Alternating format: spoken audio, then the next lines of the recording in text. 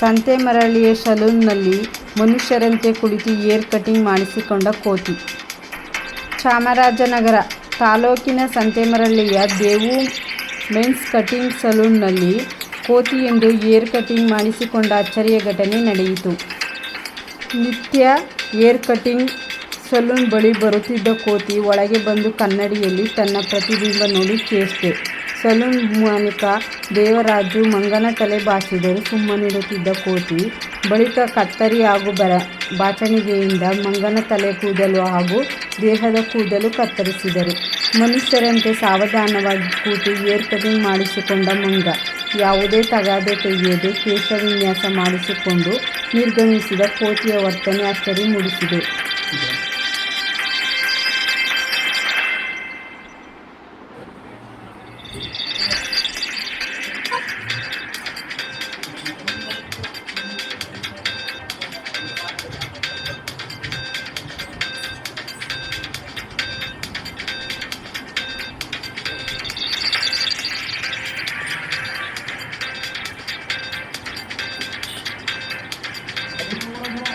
ಜೈ ಬೆಳಚೆ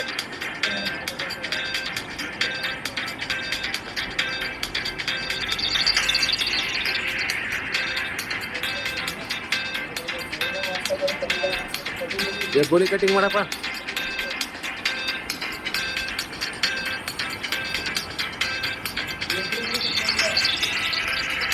ಅಲ್ಲೇ ಕುಂಡಿಸ್ಕೊಂಡು ಮಾಡ್ಬೋದಲ್ಲ, ಅಲ್ಲೇ ಕುಂಡಿಸ್ ಬಂಗ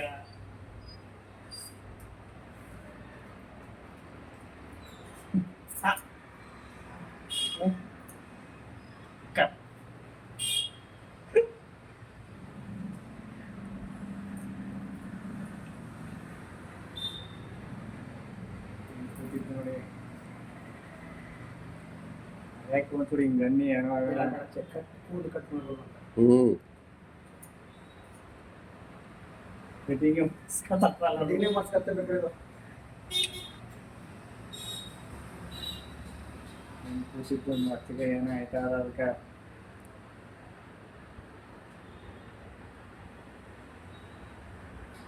ಒಟ್ಟಲ್ಲಿ ನೀನು ದಿನ ಮರಕ್ಕೆ ಇರ್ಕಣ ಆಮೇಲೆ